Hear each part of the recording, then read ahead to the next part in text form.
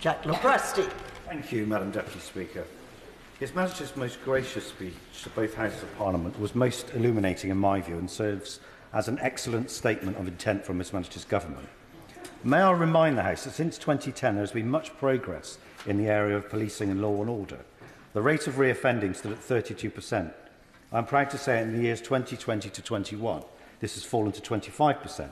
And since 2010 violent crime is down by 52%, domestic burglary by 57% and vehicle theft down by 39%. The measures brought forward by the Government in this bill I'm sure will be welcomed by people across the country, particularly those who live in fear of crime and antisocial behaviour.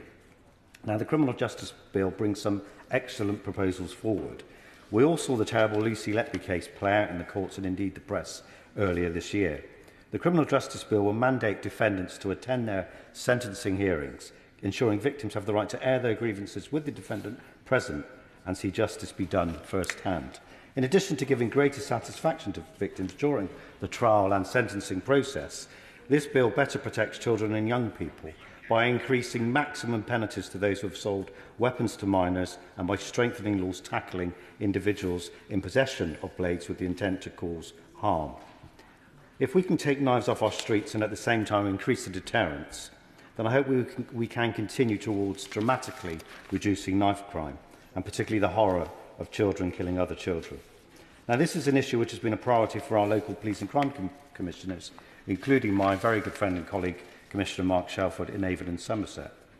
However, it is still the case, even now with all the progress we have made so far, that in some of our communities, in particular some vulnerable and older residents, are afraid to venture outside their homes, especially after dark. And while some young people feel intimidated also by groups of other people, the situation has got much better since 2010, but there is much more to do, and this bill is a massive part of the plan to improve our law and order and the safety in our communities.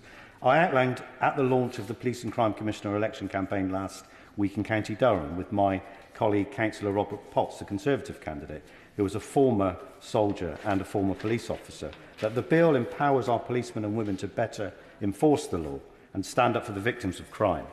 The bill will give officers greater access to DVLA records and databases in order to identify criminals and bring them to justice.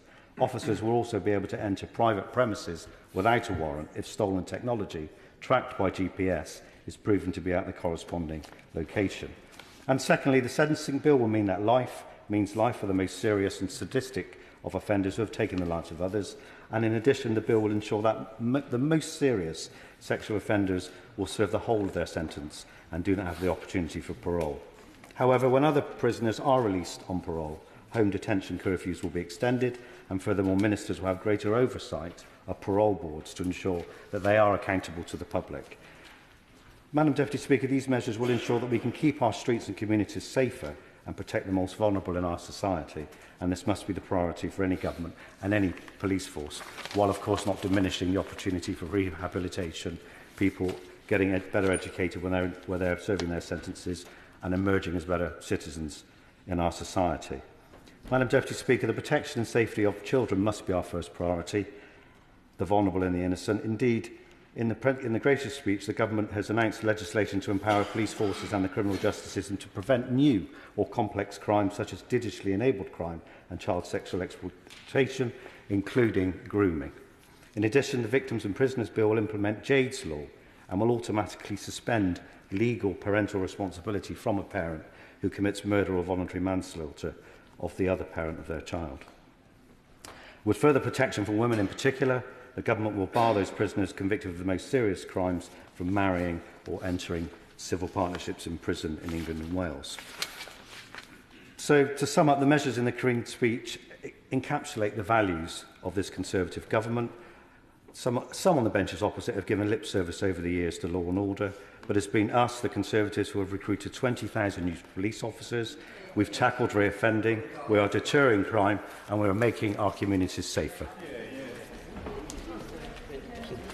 Helen Hayes. Thank you.